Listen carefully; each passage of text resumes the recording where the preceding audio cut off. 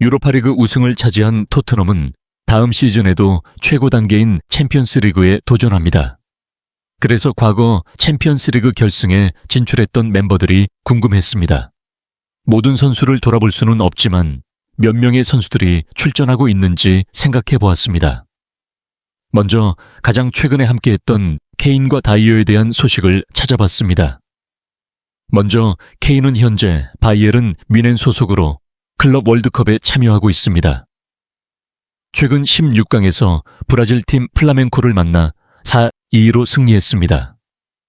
이 경기에서 케인은 멀티골을 터뜨리며 뮌헨의 8강 진출에 크게 기여했습니다.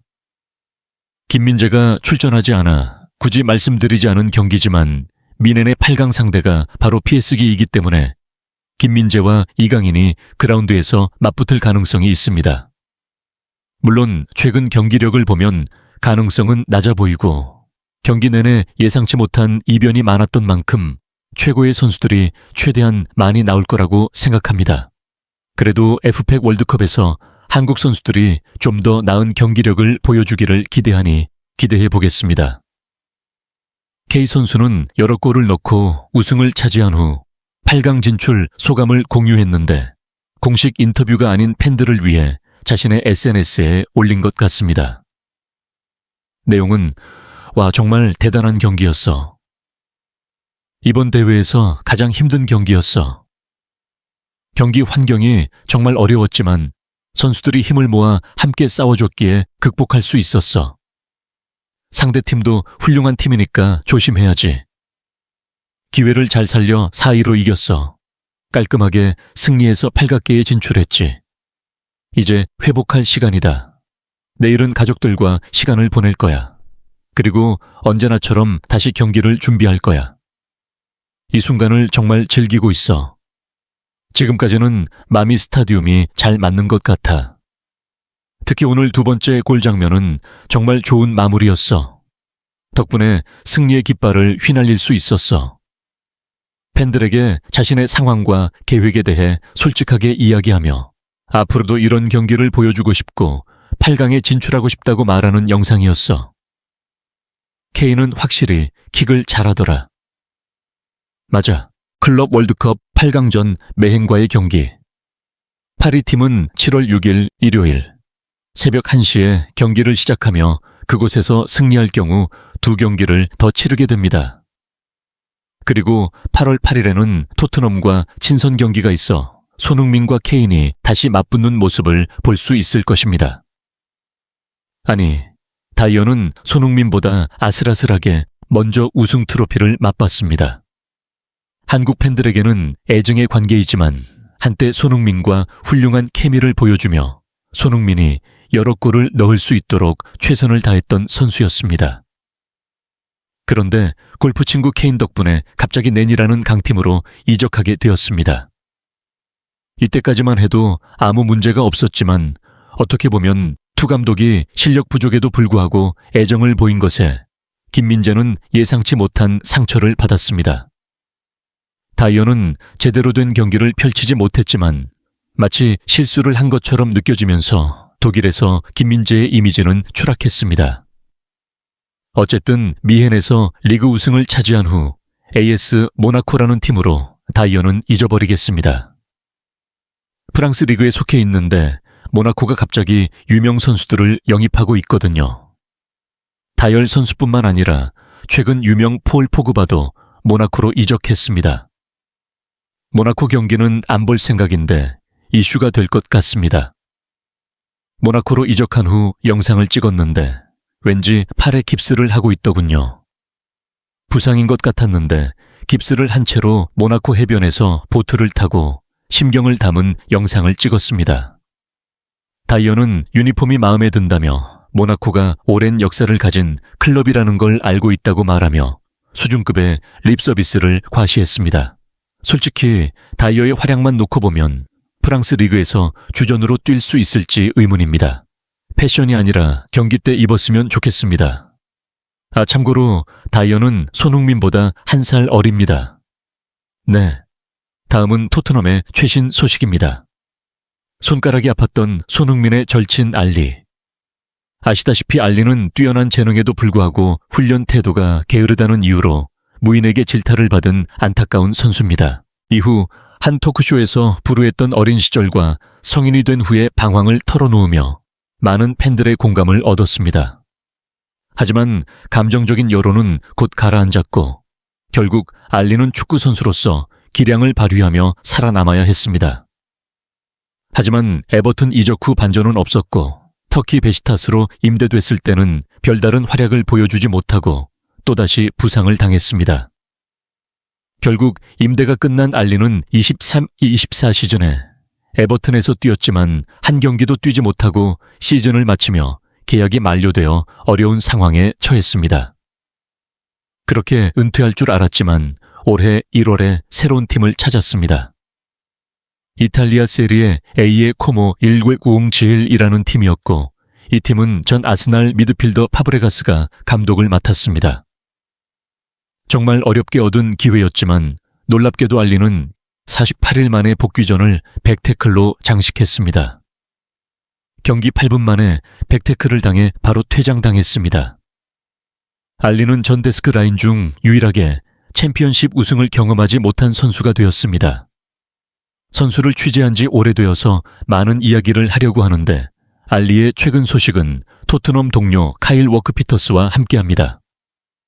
카일 워크피터스는 최근 사우샘프턴과의 계약이 만료되어 FA가 되었고 토트넘으로 이적할 가능성도 있었습니다.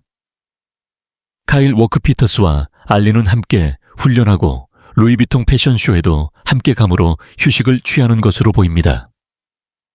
알리가 끝없는 카이 워크피터스를 코모라는 팀으로 데려가려는 걸까요? 네, 어쨌든 한때 역대급 재능으로 여겨졌던 알리가 어떻게 이렇게 되었는지는 여전히 이해가 되지 않지만 다시 빛났으면 좋겠습니다. 다음으로 한때 손흥민의 라이벌로 여겨졌던 아르헨티나 윙어 라멜라에 대한 소식은 없습니다. SNS를 봐도 5주 전 토트넘이 유로파리그 우승을 차지했을 때 올린 축하 메시지만 보입니다. 토트넘을 떠나 세비야로 간 라멜라는 지난 시즌 계약 후 그리스 리그팀인 AK 아테나로 이적했습니다. 그는 6골 3도움으로 제값을 하는 듯 합니다. 챔피언스 리그에 대해 말하자면 암스텔라에 잊을 수 없는 영웅 모우라 소시가 있습니다. 모우라는 현재 고국 브라질에서 쌍용에서 뛰고 있습니다. 토트넘이 유로파리그 결승전에 출전했을 때 토트넘 유니폼을 입고 집에서 가족과 함께 응원하는 영상으로 주목을 받았습니다.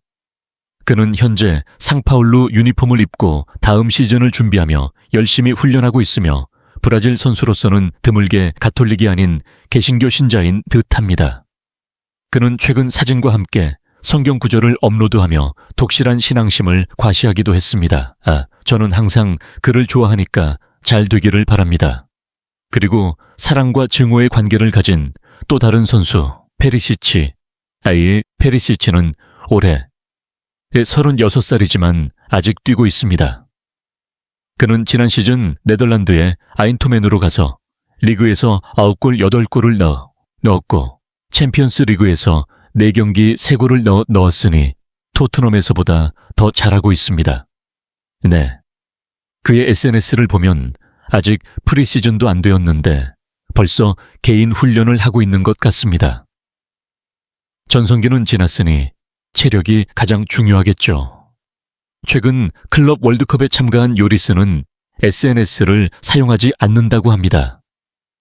N의 유명한 최근 소식은 6월 25일 플라멩에 패한 후 1무 2패로 클럽 월드컵에서 탈락했다는 것입니다. 네, 과거 토트넘의 수비를 맡았던 알도베이럴트와 베르통가는 이번 시즌을 끝으로 함께 뛰는 것에서 은퇴를 발표했습니다. 5-3 토트넘의 센터로 여전히 팀을 이끌고 있는 손흥민이 대단하다고 느꼈던 최근 뉴스토크 타임이었습니다. 토트넘 손흥민 없는 삶을 준비하고 있는가? 손흥민은 토트넘과 함께 유로파리그 우승으로 오랜 무관의 갈증을 해소했지만 24-25 시즌은 개인적으로 좋은 시즌이었다고 보기 어렵다.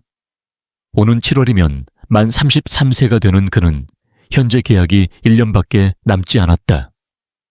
이제 토트넘이 이 살아있는 전설과 결별을 고민해야 할 시점일까? 사실 손흥민의 기량 저하에 대한 의문은 그가 30대에 접어든 최근 2년간 계속 제기되어 왔다. 손흥민은 빠른 스피드와 폭발적인 움직임이 강점인 선수이기에 시간이 흐를수록 이러한 장점이 약화되는 건 자연스러운 일이다. 2024-25 프리미어리그 시즌 손흥민은 30경기에 출전해 16골 그중 1골은 페널티킥과 구도움을 기록했다. 참고로 해리 케인이 떠난 첫 시즌이었던 2023-24 시즌엔 리그에서 골과 도움을 합쳐 총 27개의 공격 포인트를 올렸다. 이번 시즌 손흥민의 경기력과 기록은 그동안 우리가 알고 있던 그의 모습과는 거리가 있다. 7골이라는 수치는 2025-26 시즌 리그 16경기 출전 이후 토트넘에서 기록한 최저 득점이다. 토트넘은 유로파리그 우승 직후 엔지 포스테코글루 감독을 경질했는데 이 결정은 클럽이 감정이 아닌 냉정한 판단을 우선시한다는 점을 보여준다. 다니엘 레비 회장은 힘든 결정이었지만 클럽을 위한 올바른 선택이라 느꼈다고 밝혔다. 토트넘이 엔지를 경질한 배경에는 여러 이유가 있지만 프리미어리그 최종 순위가 17위에 그친 점도 주요 원인 중 하나다. 그 자리를 대신할 새 감독은 브렌트포드를 성공으로 이끈 전술가 토마스 프랑크다. 그는 토트넘에서 대대적인 변화와 재건을 시작할 예정이다. 사실 토트넘의 전력은 리그 17위라는 순위보다 훨씬 강력하다. 데이터 분석 업체 옵타의 예측 모델에 따르면 기대 득점 XG가 각종 지표를 종합할 때 최소한 14위는 기록했어야 한다는 분석도 있다. 시즌 막판 유로파리그에 집중하기 위해 프리미어리그를 사실상 포기한 것도 성적에 영향을 줬다. 토마스 프랑크는 엔지와는 완전히 다른 스타일의 감독이며 당연히 자신만의 철학에 맞는 팀 구성을 원할 것이다. 이는 토트넘의 전력을 강화하고 프리미어리그와 챔피언스리그 모두에서 경쟁력을 높이기 위한 변화가 될 것이다. 런던 현지 언론에 따르면 프랑크 감독이 2025-26 시즌을 앞두고 내릴 가장 중요한 결정 중 하나는 주장 손흥민의 미래와 관련되어 있다. 손흥민은 의심의 여지 없는 토트넘의 살아있는 전설이다. 그러나 그는 곧 33세가 되며 계약 기간도 1년밖에 남지 않았다. 그리고 가장 주목할 점은 그의 최근 시즌 기량이 과거만큼 인상적이지 않다는 사실이다.